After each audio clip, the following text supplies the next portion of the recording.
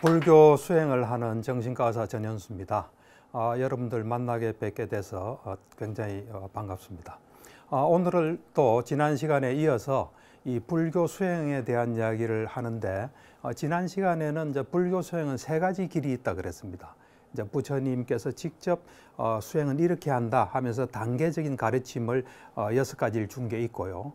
그다음 이제 청정도론의과에서 이 개정해 사막으로 정리를 해서 이 불교 수행을 하는 것이 있고요. 그다음 나머지 이제 이 우리를 이루고 있는 몸과 마음이 무상고무아라는 어떤 속성을 가진 걸 터득하게 되면 자연히 그에 대해서 싫어하고 집착을 가지지 않고 또 욕심을 가지지 않고 해탈하는 여모유욕 해탈의 길이 있습니다. 이제 이 세 가지 길에 가장 중심적인 역할을 하는 두 가지가 있어서 이번 시간에 그 한 가지를 하고 다음 시간에 이제 나머지 한 가지를 합니다.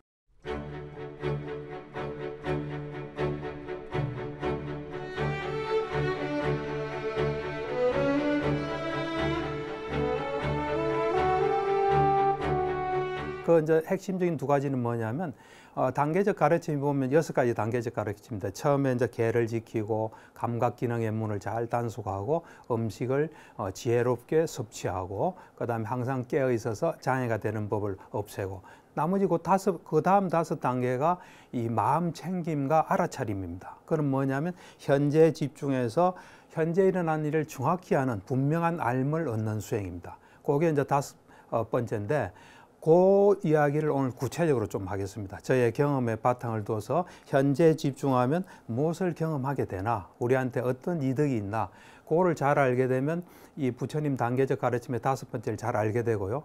이제 그 다음에 이 맨 마지막 무상고무아 여모유욕 해탈할 때 이 무상고무아를 잘 알아야 그 다음 단계인 여모유욕 해탈이 일어나게 됩니다. 싫어하고 욕심을 떠나고 그래서 해탈하는. 근데 무상고무아를 현재 잘 집중해서 알아차리고 분명한 알을 얻으면 나름대로 무상고무아를 얻을 수 있습니다. 그래서 오늘 이 현재에 집중함으로써 분명한 알을 얻는 수행이 불교 수행의 굉장히 중요한 부분을 차지하고 있습니다. 그리고 이걸 할 때 우리에게 굉장히 좋은 이득이 옵니다. 이제 다음 시간에 하게 되는 삼매를 얻어서 궁극적인 실제를 보고 그것들의 속성을 아는 수행인데, 이것은 단계적 가르침의 마지막 단계가 선정을 얻는 겁니다. 이제 선정을 얻는 과정, 또 얻고 난 뒤에 일어난 일을 이 다음 시간에 하는 걸 하면 충분히 알 수 있고요. 그 다음 이제 개정의 사막에서도 정과 해 부분에 해당되고, 그 다음 이제 마지막 무상고무아 여모유욕 해탈도 무상고무아를 좀 더 근본적인 차원에서 보게 되기 때문에 여모유욕 해탈을 잘할 수 있는 점이 있기 때문에, 이제 다음 시간에는 이제 삼매를 얻어서 궁극적인 실제를 보고 그것에 또 속성을 아는 수행인데, 이번 시간에는 현재 집중함으로써 분명한 알을 얻는 수행입니다. 현재 집중은 요즘 마인드풀리스, 마음 챙기면서 많이 알려져 있고 세계적으로 굉장히 많이 합니다. 그래서 이제 이 현재 집중을 우리가 잘 보면 이 불교 수행의 핵심이라고 볼 수 있습니다. 그러니까 그것이 빠지면 불교 수행은 성립이 안 된다고 볼 수 있습니다. 현재 일어나는 일에 충분히 집중하는 것, 이것이 이제 불교 수행의 핵심이고, 모든 불교 수행은 그것이 다 들어 있습니다. 이제 이 현재 그러면 집중하지 않는 반대는 뭐냐? 그건 생각하는 겁니다. 생각을 통해서 우리는 과거와 미래로 가는, 지금 자기 할 일을 놓치고 과거 미래로 가서 생각하는, 어찌 보면 현재에 집중하는 것은 깨어 있는 겁니다. 이제 그에 비해서 우리가 이 생각을 하는 거, 제가 볼 때는 사람들은 생각이 중독된 것 같아요. 오랫동안 생각하고 또 생각하는 걸 당연하다고 생각하는데, 저는 뭐 별로 좋은 현상이라고 생각합니다. 이 생각은 어찌 보면 이 꿈을 꾸는 것과 같습니다.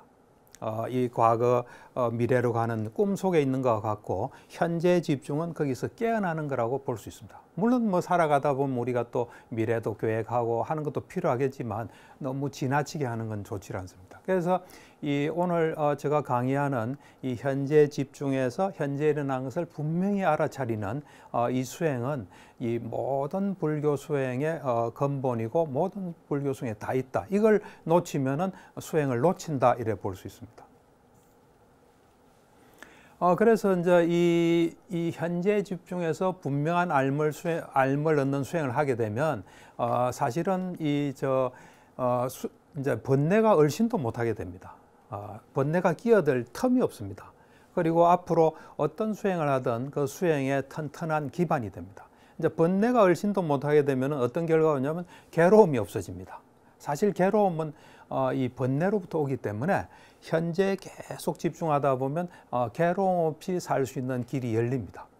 잘 보면 여러분들이 괴롭다는 것은 뭔가 이 과거와 미래로 갔기 때문에 괴로운 겁니다. 예를 들어서 과거를 간다는 것은 일어났던 일을 다시 생각하는 겁니다. 그럴 때 우리는 자칫하면 후회하기 쉽습니다. 또 화가 날 수 있어요. 일어나지 않은 일 가지고 화내는 사람은 없습니다. 후회하지 않는 사람도 없습니다. 그래서 언제나 어떤 사람이 나는 화가 많아, 후회가 많아 하는 사람은 이 과거로 가서 자꾸 곱씹는 이 필름을 거꾸로 돌리는 그런 경우에 화가 날 수밖에 없습니다. 그 다음에 또 이 미래로 가게 되면 걱정, 불안이 많이 생깁니다. 제가 이래 진료실에서 환자분들 볼 때 환자가 불안합니다 하면 잘 이래 알아보면 물어보면 미래로 어떤 형태로든가 가 있습니다.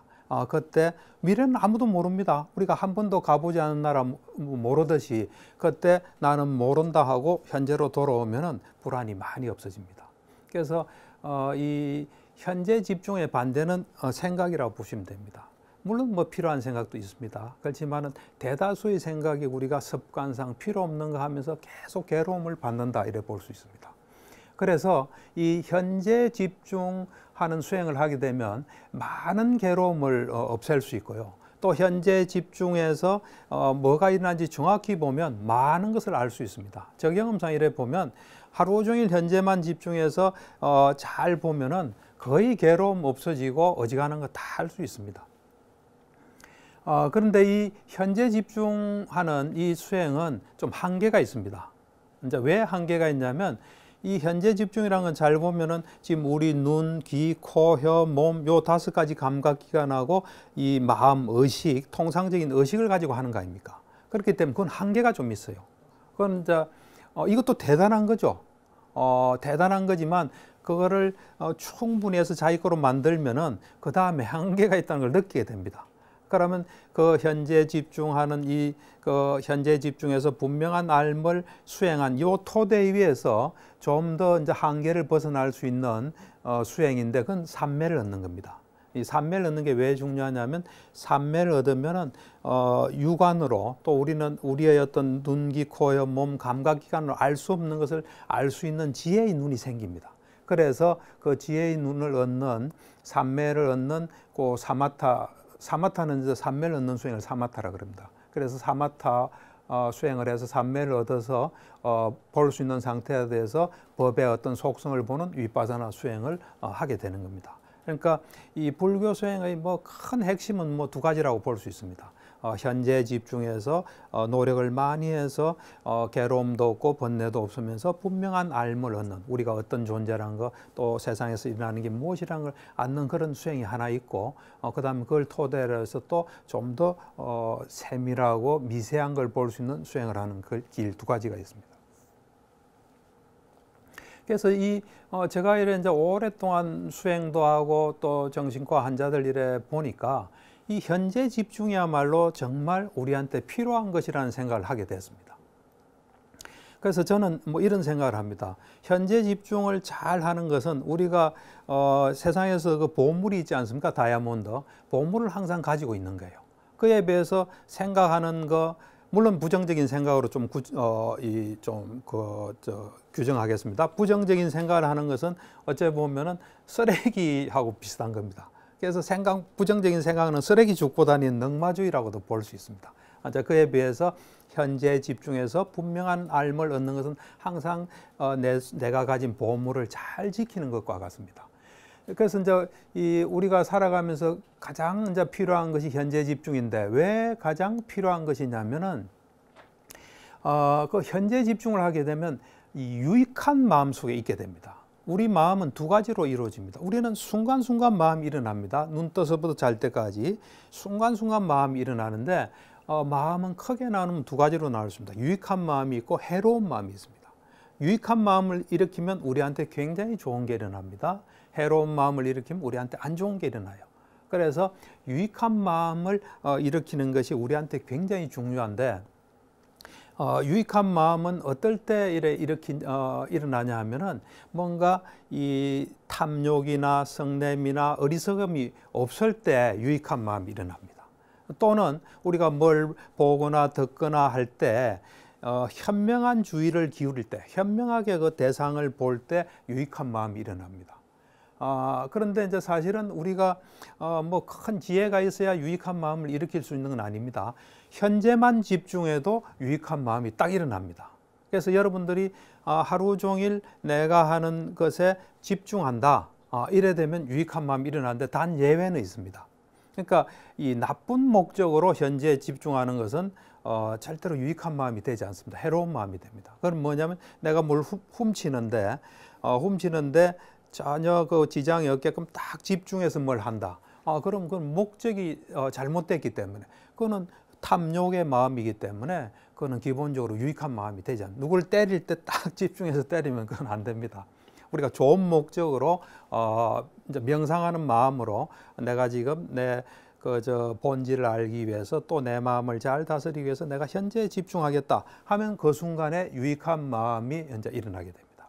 그래서 이제 이 유익한 마음이 일어나는데, 사실 우리가 우리 마음속에서 어떤 게 일어날 때 그것이 우리에게 어떤 영향을 주는 것을 아는 것은 두 가지 방법입니다. 하나는 현재에 집중하면서 분명한 알을 얻는 차원이 있고, 또 사마타 위파사나를 했을 때 일어나는 그걸 아는 차원이 있습니다.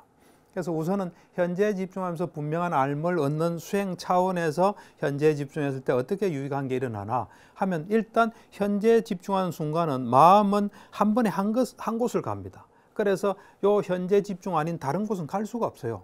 다른 곳이라는 건 결국 생각이에요. 그래서 다른 곳에 가서 괴로운 걸 피할 수 있어서 현재에 있으면 굉장히 우리한테 유익합니다. 그리고 또 우리 마음은 기본적으로 아는 기능이기 때문에 현재에 있다 보면 현재에 일어난 일을 잘하는 지혜를 얻게 돼요. 그 다음에 이제 좀 더 미세하게 이야기를 하면은 현재 집중했을 때 유익한 마음이 되고, 그 유익한 마음이 되면은 이 정신인식 과정이라는 게 있어요. 이건 좀 어려운 이야기인데, 내가 어떤 마음을 딱 냅니다. 그렇게 되면 그 마음을 내는 그 마음이 하나의 또 정신현상이에요. 정신현상에는 언제나 마음과 기본 그 마음의 기능을 수행하는 마음부수라는 이제 전문 용어인데, 마음부수라는 게 있습니다. 그래서 이 정신은 마음과 마음부수로 이루어져 있어요. 그래서 우리가 어떤 것에 현재에 집중한다면은 그럴 때 유익한 마음이기 때문에, 유익한 마음이 기본적으로 일어나는 마음들이 속행이라는 마음이 7번 일어나요. 그 7번 일어날 때 유익한 마음은 그 마음부수들이 아름다운 마음부수라서 굉장히 좋은 게 일어나요. 좋은 게 일어나면서 그것이 모든 마음은 물질을 만들어내요. 미세하게. 이거는 이제 여러분들이 알기는 쉽지 않은데 이 수행을 하면 그걸 볼 수가 있습니다. 그래서 마음은 물질을 만들어내요. 그래서 여러분들이 좀 기분 안 좋고 이러면 몸이 무겁지 않아요? 또 기분이 좋으면 가볍고, 어디 집중하면 가벼워요. 그래서 기본적으로 마음이 물질을 만들어내요. 그 다음에 이 마음 자체가 또 정신적인 영향을 줘요. 그리고 마음은 또 결과를 항상 가져와요. 이렇게. 그래서 그런 측면에서 볼 때 현재 집중하는 것이 유익한 마음을 일으키고, 그것이 우리한테 굉장히 좋다는, 이 상상을 초월할 정도로 좋습니다. 그래서 유익한 마음을 일으키는 게 우리한테 가장 이로운 거예요, 사실은. 그래서 사람들은 우리가 가장 할 일은 유익한 마음을 일으키는 것이 가장 그 순간순간 필요하다고 저는 봅니다. 그래서 이제 우리가 이 초기 불교에서는 사람을 두 종류로 나눠요. 그냥 이제 평범한 사람인 범부와 성자로 나누는데, 성자는 이제 네 종류가 있어요. 예류자, 일례자, 불환자, 아란. 아란이 이제 가장 높은 경지예요. 이제 부처님도 아란의 한 분인데, 부처님은 다른 아란과는 다른 9가지 특별한 능력을 가지고 있는 분이에요. 그래서 이 아란은 보면 항상 현재에 집중된 상태예요. 그래서 여러분들이 살아가면서 현재 집중을 많이 하면 아란에 어떤 형태로든 간에 좀 가까워진다 이렇게 볼 수 있습니다. 그래서 이제 제가 이래 보면 이제 불교 수행이라서 뭐 전 종교적인 이야기라고 생각하지 않아요. 이 지금 오늘날 이 제가 볼 때 인간의 역사란 것은 우리가 가진 괴로움을 해결하기 위한 역사라고 봐요. 그래서 이 물질 문명, 물질에 대한 과학은 굉장히 발전했어요. 그래서 이제는 어지간한 것은 괴롭지 않게 살 수 있어요. 여름에는 뭐 시원한 에어컨에 있을 수 있고 또 뭐 암이 생기면 또 치료도 할 수 있어요. 그런데 마음은 잘 발달하지 못했어요. 그래서 저는 이 불교 수행은 마음 과학이다 이런 이야기를 해요. 그래서 우리가 이 마음이 어떤 건지 잘 알고 잘 다스리게 되면 이제 우리 물질을 통해서 우리는 쾌적하게 살 수 있어요. 그렇지만 그 쾌적한 가운데 되게 괴롭게 대부분 살아요. 근데 이 마음 과학을 잘 자기거로 한다면 물질적으로도 쾌적하고 마음도 괴로움 없이 살 수 있습니다. 그래서 이제 이 불교 수행은 그래서 저는 뭐 보편적인 거라고 봐요. 뭐 어떤 종교로 저는 보진 않아요. 이 이제 모든 불교 수행은 두 가지 조건을 저는 갖추고 있다 봐요. 일단은 믿음을 가져야 돼요. 믿음. 내가 저 수행을 좀 하고 싶다. 저게 나한테 도움 되겠다는 믿음이 없으면 그건 출발 안 해요. 저런 건 내가 관심 없어 하면 이제 다른 길을 가게 되겠죠. 일단 믿음을 가지고 있어야 됩니다. 그 다음에 계를 지켜야 돼요. 이제 이건 뭐 불교적인 이야기지만 또 보편적인 이야기입니다. 계를 왜 지켜야 되냐면 우리는 우리 마음 상태에 따라 움직이는데 그 상태가 나에게 막 손해되고 괴로움을 줄 수 있는 게 막 일어나요. 그래서 계를 통해서 우리를 이제 잘 보호하는 이 두 가지를 가지고 난 뒤에 두 가지 큰 축이 있어요. 아까 이야기가 좀 반복되는데 현재 집중을 해서 분명한 알을 얻는 그런 수행이 한 축이고 사마타 비파사나가 또 다른 한 축이 됩니다. 그래서 이제 저 초기 경전인 앙구타라 니카야 감각기능경에 보면 좀 도움이 되는 이야기에 있어서 좀 소개를 하겠습니다. 이제 사실은 이제 아까 좀 전에 계가 굉장히 중요하다 그랬죠.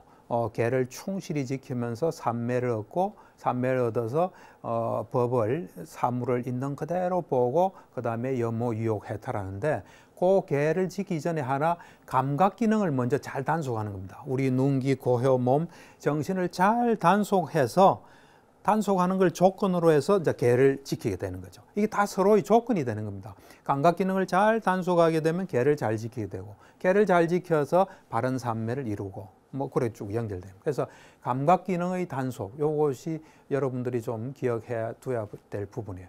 우리가 뭘 볼 때 조심해서 봐야 되는 겁니다. 그 다음에 이제 이 잘 보면 요 다음 것은 마음 챙김경에 나오는데 감각 기능의 단속 앞에 또 두 개가 더 있어요. 이렇게. 그러니까 감각 기능의 단속 뒤는 똑같은데 감각 기능을 잘 단속하는 조건이 되는 두 가지가 있는데 첫 번째 조건은 뭐냐면 마음 챙김과 알아차림, 현재에 집중해서 뭔지 잘 아는 그걸 하게 되면은 이제는 부끄러움과 두려움이 생겨요. 부끄럽다는 건 뭐냐면 나한테 해가 되는 뭘 할 때 부끄러움을 느끼는 겁니다. 또 내한테 해가 되는 뭘 할 때 두려움을 느끼는 거예요. 자기한테 해되는 것에 대해서 부끄럽지도 않고 두렵지도 않다면 뭐 그걸 자꾸 하게 되겠죠. 그래서 현재 집중해서 잘 알아차리게 되면은 부끄러움과 두려움이 자연스럽게 생기고 그렇게 되면 감각 기능을 잘 단속하고 그 다음에 계를 지키게도 쭉 이렇게 됩니다. 그래서 이제 본격적으로 현재 집중하면서 이 올바른 알미를 얻을 수 있는 수행을 하면 구체적으로 뭘 경험할 수 있나 이겁니다. 첫째로 우리는 사실은 안 보기 때문에 모르는 겁니다. 이제 과학자들은 봤기 때문에 아는 거예요. 저도 몸과 마음이 뭐 어떤 속는지 몰랐어요. 그러다가 2003년에 미얀마 명상센터에 가서 한 달간 계속 몸과 마음을 관찰하니까 몸이 이런 거고 마음이 이런 거구나 하면서 알게 된 게 무상고 무아예요. 우리한테 일어나는 현상은 전부 다 일어났다 사라져요. 영원히 계속되는 건 아무것도 없습니다. 괴로움도 있다 사라져요. 즐거움도 있다 사라져요. 방학도 시작하면 끝납니다. 모든 게 일어났다 사라져요. 무상합니다. 이 무상이라는 게 허무하다는 뜻이 아닙니다. 변한다는 뜻입니다. 변한다. 그래서 이 현재 집중해서 잘 보면 언제나 일어났다가 사라지는 무상을 알 수 있어요. 그리고 내 것이 일어났다 사라지는 것은 사실은 엄밀하게 보면 괴로움이에요. 요거에 대해서는 조금 더 이해하기가 그래 쉽지는 않습니다. 근데 이제 불교적인 순수로는 무상고 무아예요. 내 것이 사라지기 때문에 괴로운 거예요. 그리고 변하고 또 내 것이 사라지는 어떤 괴로움을 내가 전혀 눈꼽만큼도 통제할 수 없다는 거예요, 이게. 우리가 통제한다고 생각하는데 정확하게 관찰해 보면 아무것도 통제할 수 없어요. 그 무아란 건 없다는 게 아니에요. 몸과 마음은 어떤 법칙에 따라, 인과의 법칙에 따라 있을 만하기 때문에 있는 거예요. 그런데 그것의 속성이 우리가 통제할 수 없고 그냥 일어난 일을 그대로 겪을 수밖에 없다는 거예요. 그런데 고정된 인과는 아니에요. 계속 인과 이렇게 계속 되는 거예요. 어떤 현상일 때 그것에 또 어떻게 반응하냐 또 새로운 결과를 가져요. 그래서 첫 번째로 알 수 있는 게 무상고 무아예요.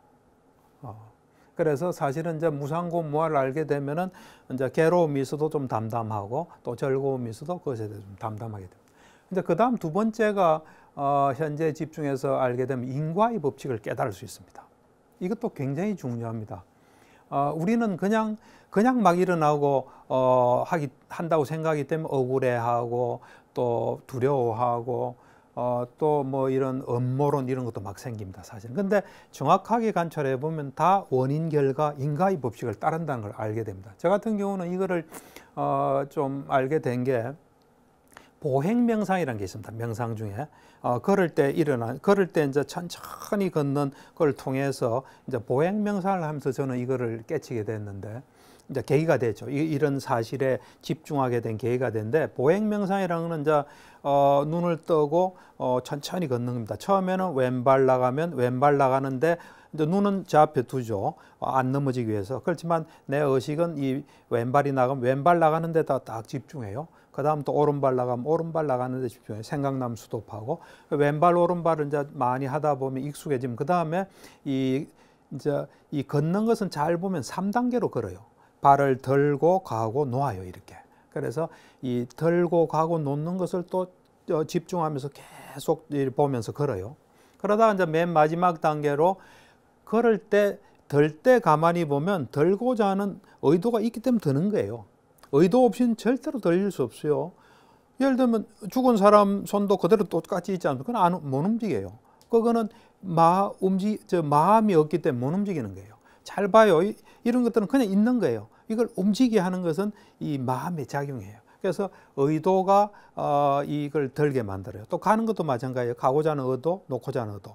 그거를 이렇게 보면서 모든 무엇에는 뭔가 있구나 하는 걸 제가 알게 됐어요. 그래 되면은 의도가 원인이면 발을 드는 것은 결과예요.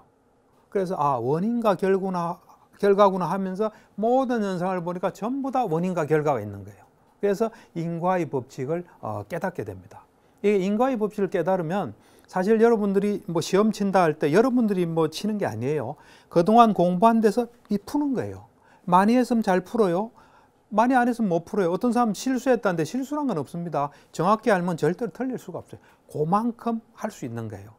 그래서 이 인과의 법칙을 정확히 알게 되면 이제 수식어가 다 떨어집니다. 오늘 내가 뭘 잘해야지, 오늘 못하면 안 되는데, 잘했다, 못했다. 그거 없어집니다. 된 만큼 일어나는 거예요. 우리가 정말 좋은 결과가 오려면 좋은 결과가 올 수 있는 뭘 해야 돼요. 그렇지 않고 우리 생각으로 되는 건 아무것도 없습니다. 그래서 이 인과의 법칙을 아는 것도 일어나게 됩니다. 이제 그 다음에 이제 중요한 것인데 이건 조금 자세히 좀 이야기하겠습니다. 제가 아까 그랬죠. 이 현재 집중을 하다 보면 거기서 일어난 현상을 잘 알 수 있다 그랬죠. 그래서 우리가 이제 수행이라는 거는 이제 보통은 수행체에서 가면은 형식을 갖추어서 하는 수행이 좌선과 보행 명상이에요. 앉아서 이제 고요히 숨 들어가고 나오고 하는 걸 보는 것과 이제 보행 명상 하는 이것은 이제 그 메디테이션 홀에서 하는 거예요. 그다음 나와서 이제 뭐 밥도 먹고 이런 일상생활 할 때 하는 건 일상생활 명상이라 그래요. 이제 그 명상홀에서 좌선 보행 명상하면서 또 일상생활 하면서 계속 몸과 마음을 관찰하는 거예요.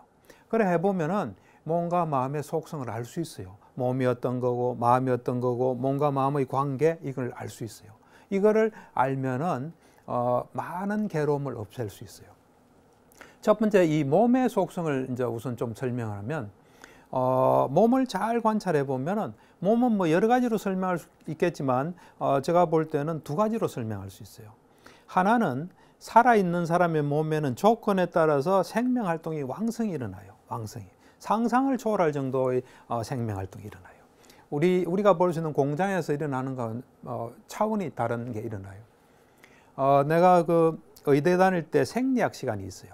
그럼 이제 우리 몸에 일어나는 생리, 그 세포에서 뭐 이런 움직임 같은 거 다 배우는데 깜짝 놀란 게 제가 의대 다니면서 그 조그마한 세포에서 우리한테 필요한 전해질 있죠. 그것을 각각을 움직이는 채널들이 다 있어요. 칼슘이면 칼슘 채널, 뭐 포타슘 같은 포타슘 채널.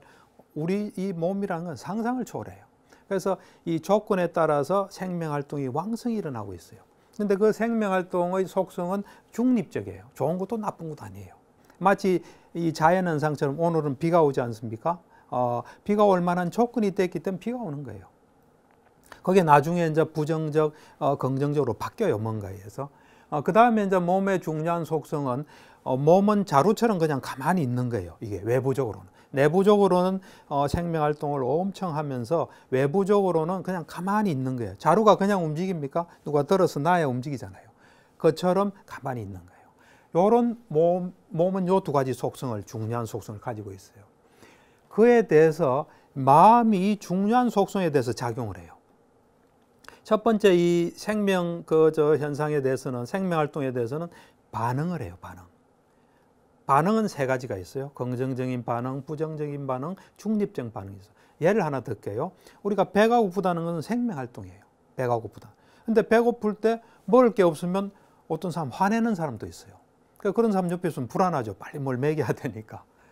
어떤 사람 딱 시간 정해놓고 그 시간에만 먹는 사람이 있더라고요. 그 시간 못 먹으면 막 짜증내요.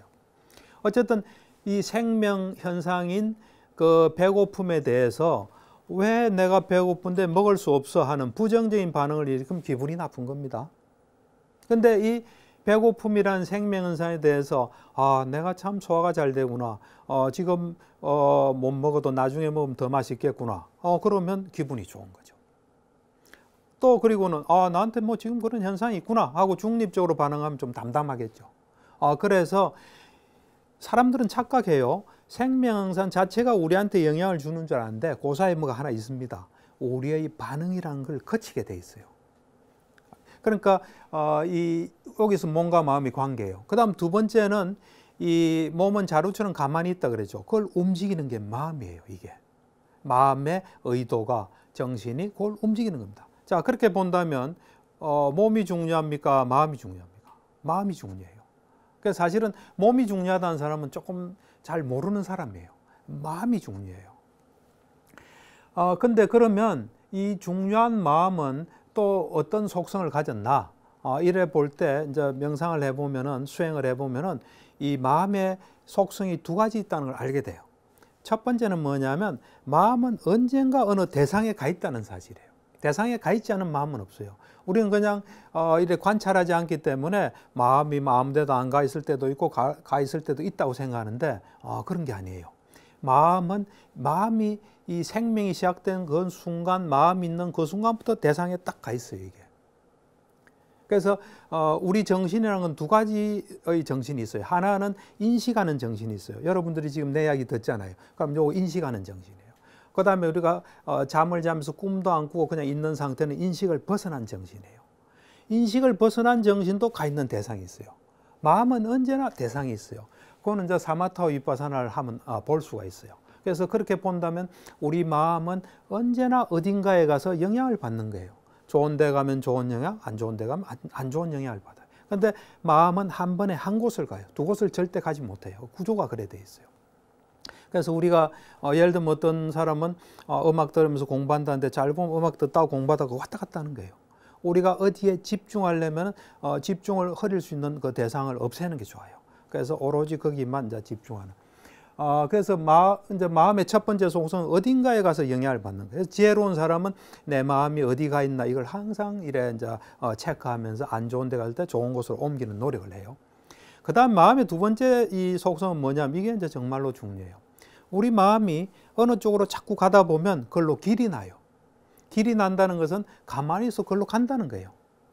그러니까 우리가 이런 속성을 모르면 어떤 걱정거리가 있어 자꾸 생각해요. 그러다 보면 나중에는 그 생각에서 벗어날 수가 없어요. 내한테 찾아오는 환자 중에 강박증 환자가 있어요.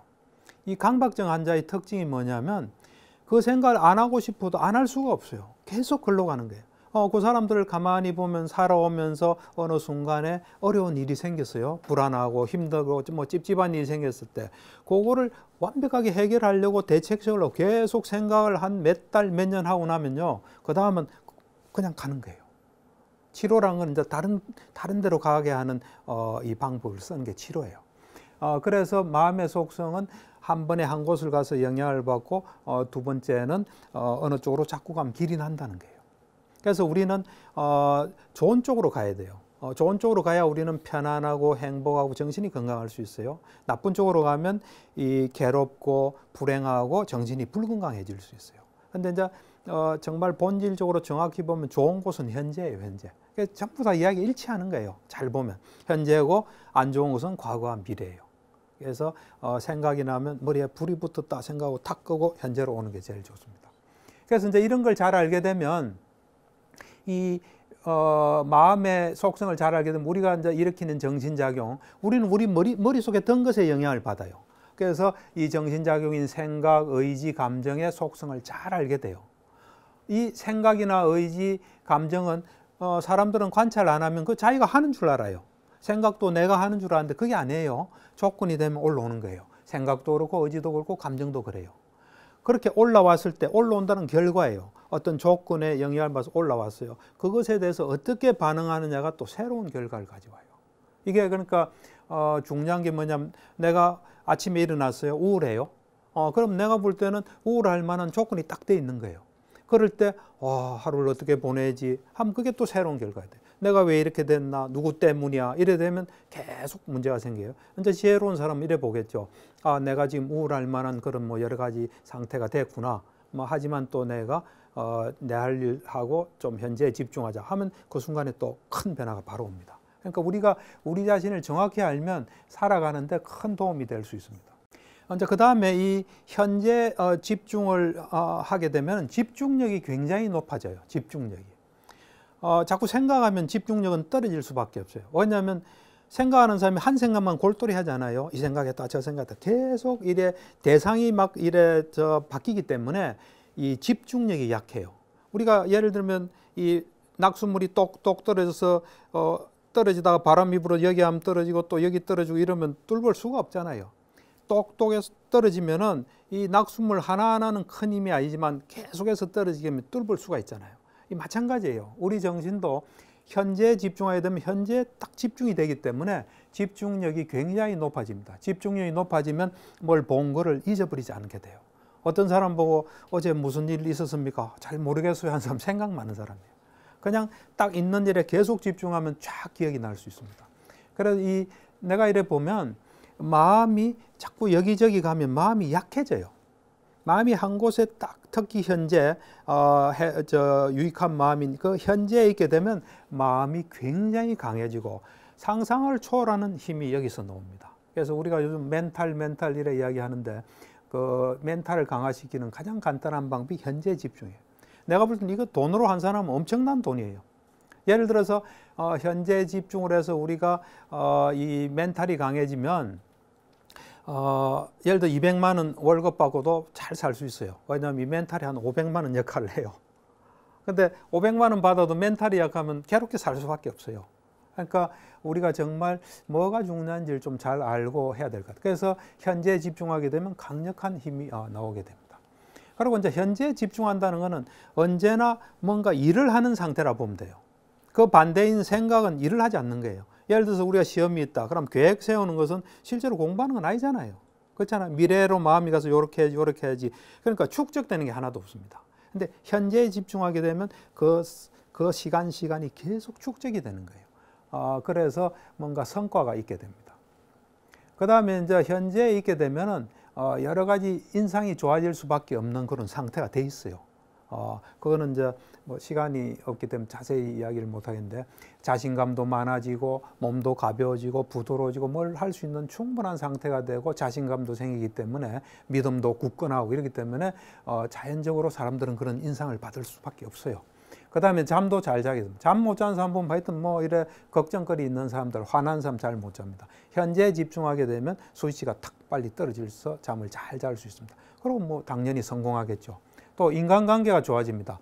현재에 집중한 사람은 현재 일어난 일을 잘 보기 때문에 사람을 봐도 마찬가지예요. 그 사람을 볼 때 저 사람이 지금 어떤 마음 상태인지, 어떤 걸 좋아하는지, 어떤 걸 싫어하는지, 내가 이야기하는데 재미없어 한다든지, 또 흥미있어 한다든지. 재미없는 이야기는 빨리 끝내는 게 좋아요. 또 흥미있는 이야기는 좀 더 할 수 있고 해서 지금 이 눈앞에 벌어지는 것에 그걸 잘 보고 있기 때문에 인간관계도 좋아질 수밖에 없어요. 그러니까 어떤 사람 자기 생각으로 사는 사람이 있어요. 어떤 사람 회사 취직하면 그냥 회사가 어떻게 돌아가는지 잘 보고 그에 맞게 해야 되는데 자기 생각으로 뭐 중요한 거 한데 회사가 볼 땐 중요하지 않은 일을 할 수 있어요. 그럼 그 사람 좀 골치 아픈 사람이 되는 겁니다. 이제 그래서 지금까지 이제 현재 집중함으로써 분명한 알을 얻는 수행을 이제 쭉 지금까지 이야기를 했습니다. 해서 지금까지는 좀 이제 비교적 좀 쉬운 말로 제가 경험한 거 중심으로 이래 했는데 이제 이거를 이제 이 수행을 현재 집중해서 분명한 알을 얻는 수행을 철저히 하는 길이 있습니다. 그게 이제 사념처 수행이라고 해요, 우리가. 이 사념처란 것은 네 가지 이제 집중해야 될 대상인데 이걸 신수신법이라 그래요. 이제 신은 한자말이 몸이에요, 몸. 우리 몸에서 일어나는 걸 면밀히 관찰하는 거예요. 그 다음에 수해서 느낌을 우리한테 항상 느낌이 일어나지 않습니까? 그 느낌을 또 철저히 관찰해요. 그 다음에 심, 마음을 또 철저히 관찰해요. 그 다음에 우리한테 일어나는 어떤 현상, 또 우리가 터득해야 될 것, 이것들이 어떤 상태인지를 이제 잘 체크하는 그런 수행이 사념처 수행이에요. 이 사념처 수행은 이제 이 초기 경전에 뭐 여러 군데서 산발적으로 나오는데 사념처 수행에 대해서 완벽하게 아주 완결판으로 부처님께서 설해 놓으신 게 대념처경이에요. 대념처경. 그래서 제가 이제 많은 그 초기 경전을 읽었는데 그 중에서 이 사념처 수행이 들어있는 대념처경이 가장 중요해요. 제가 볼 때는. 그래서 불교에 좀 관심이 있으신 분은 매일같이 대념처경을 읽으시면 그게 한 50분 정도 걸리거든요. 읽으면은 점점 우리가 읽다 보면 거기 익숙해지고 또 그걸 우리가 실천하게 돼요. 읽는 것만으로도 우리한테 큰 변화가 와요. 그래서 이제 저 경우는 진료실에서 이제 그 환자분들한테 이 대념처경 소개해 줘서 그걸 읽는 사람들을 보면 조금 변화가 와요. 그러니까 이제 이 대념처경은 굉장히 특별한 경이에요. 그 대념처경의 시작이 이제 부처님께서 보통 경전 설할 때 보면 뭐 여러 형태가 있는데 그 중에 하나가 비구들 이래 불러요. 비구들이 이리 오라. 그래. 비구는 이제 스님들 말하죠. 오라 해서 말씀을 하세요. 이 대념처경이 어떤냐면 이 길은 유일한 길이다. 이 도는 유일한 길이다. 중생들의 청정을 위하고 중생들이 가진 슬픔, 비탄, 정신적 괴로움, 신체적인 괴로움 다 없애게 하고 올바른 방법을 터득하게 하고 열반을 이루게 해준다. 한다. 그것은 네 가지 이 마음 챙김 수행이다. 그래 이야기해요. 그래서 그 네 가지 마음 수행은 구체적으로 말하면 몸에서 몸을 잘 관찰한다는 거예요. 몸에서 몸을. 그러니까 이 세상에 대한 그 어떤 욕심과 싫어하는 마음을 버리고 몸에서 몸을 잘 관찰한다. 아주 부지런히 근면하게 알아차리면서 마음 챙김하면서 관찰한다 이래요. 그 다음에 이제 느낌도 그렇게 하고 마음도 그렇게 하고 법도 그렇게 한다 하면서 아주 자세히 말씀하세요. 이제 이 몸에 대해서는 우리 몸이라는 게 가만히 앉아 있으면 숨 쉴 거 아닙니까? 이 숨 쉬는 거를 네 단계로 이제 관찰하는 걸 이야기를 해요. 그다음 우리가 걸으면 뭐 걷거나 서거나 앉거나 누울 거 아니에요. 그럼 그걸 또 면밀히 알아차리게 하고 그다음에 또 우리가 무슨 행동을 하든 간에 그걸 알아차리고 그다음 우리가 잘 보면 이게 몸이 32가지 부분으로 구성되어 있어요. 이제 쭉에 32가지 머리털, 몸털에서 있어요. 그걸 또 잘 이래 이제 보게 하고 그다음에 이제 우리가 지수화풍이라는 4대로 구성이 되어 있어요. 우리 몸은 잘 보면 하고 그다음에 이제 우리 몸이란 거는 결국은 이제 죽어서 뭐 시체가 되겠죠. 이제 처음엔 부풀어 오르고 검풀어지고 뭐 이래 나중에 백골이 되고 요 몸에 대해서 있을 수 있는 건 다 이야기를 해요. 그러면서 그거를 항상 잘 관찰해라 그 이야기예요. 그다음 이제 느낌에 대해서는 느낌은 즐거운 느낌, 괴로운 느낌, 괴롭기도 즐겁지도 않은 느낌이 있어요. 그것에 대해서 두 가지로 세속적인 거, 이제 출가자적인 거, 요걸 가지고 해요. 근데 마음은 뭐 탐진치, 욕심과 성냄과 어리석음이 있는 거 없는 거. 그다음에 해태와 온침이 있는 거, 또 산매든 거, 해탈한 거, 어떤 마음이든지 자기 마음을 계속 이래 보게끔 하는. 이제 그 마지막 법은 이제 두 종류가 있어요. 우리가 어떤 상태에 있다는 거, 그다음에 또 우리가 터득해야 될 어떤 좋은 어떤 법, 요것에 대한 이야기인데 처음으로 보면 이제 우리가 5가지 장애란 게 있습니다. 감각적 욕망, 악의, 해태와 혼심, 들뜸과 후회, 그다음 의심이란 요 장애가 있는지 없는지 보는 거예요. 또 없으면 없고 없다가 어떻게 해서 일어나고 일어난 걸 어떻게 없애고 또 어떻게 하면 완전히 없앨 수 있나 이런 걸 딱 보는 거예요. 그 다음에 이제 우리는 오온으로 구성되어 있어요. 색수상 행식이라 해서 이제 정신과 물질로 이루어져 있는데 그것들이 요거는 세곤이다. 또 그다음 이것이 세곤의 일어남이다, 사라짐이다. 그걸 잘 보는 거예요. 그다음 우리가 이제 안이비설신이라 해서 6감각기관으로 이루어져 있는데 그 눈을 예를 들면 눈이 있고 눈의 대상인 색이 있고 그것을 그 조건으로 해서 족쇄가 딱 생긴다. 그 족쇄가 또 어떻게 일어났다 사라진다. 그러면 그걸 없애려면 어떻게 해야 된다. 그거 구체적으로 있어요. 이제 그 다음에 불교에서 터득해야 될 게 칠각지라는 게 있습니다. 칠각질에서 7가지 깨달음의 요소가 있는데 그것들이 있으면 있다, 없으면 없다, 없는 걸 어떻게 일으키고 그걸 완전히 어떻게 내 거로 만든가. 그 다음에 이제 사성제에 대한 이야기, 고진별도. 그걸 하면서 이제 맨 마지막으로 보장을 해주세요. 이것을 7년 동안 하게 되면 아라한이나 좀 부족한 게 있으면 불환자가 된다. 뭐 7년까지 안 해도 6년, 5년, 4년에서 일주일까지 이야기를 해요. 뭐 기본 최소 시간이 일주일은 필요하다고 생각하신 것 같아요. 그래서 어쨌든 이렇게 중요한 저 부처님 말씀 대념책에 있는 수행대로 하게 되면 오늘 이야기하는 현재 집중과 분명한 알을 얻는 수행이 완성이 됩니다. 그래서 좀 관심 있으면 이렇게 할 수 있어요. 그다음 이 사념처 수행은 부처님의 유언이라고 볼 수 있습니다. 대반열방경이라고 부처님께서 돌아가시기까지 한 3개월간의 행적을 기록한 게 대반열방경인데 거기 보면 부처님께서 이런 말씀하세요. 남한테 의지하지 말고 나 자신한테 의지해라. 누가 말한다고 믿고 하니까 너가 실천해서 경험하라는 거죠. 그 다음에 법에 의지하고 다른 것에 의지하지 마라. 그걸 우리 이제 한자말로는 자등명, 법등명이라 해요. 그러면서 부처님께서 그럼 어떻게 자등명, 법등명 하느냐? 그것은 사념체에 의해서 해라. 이런 이야기를 하세요. 그리고 이제 언제나 사념체는 우리가 거주할 수 있는 안전한 영역이에요. 그래서 오늘 이 불교 수행의 불교 수행 하나인데 굉장히 중요한 현재 집중함으로써 분명한 알을 얻는 수행에 대해서 이제 저의 경험을 토대로 해서 이야기를 했습니다. 경청해 주셔서 감사합니다.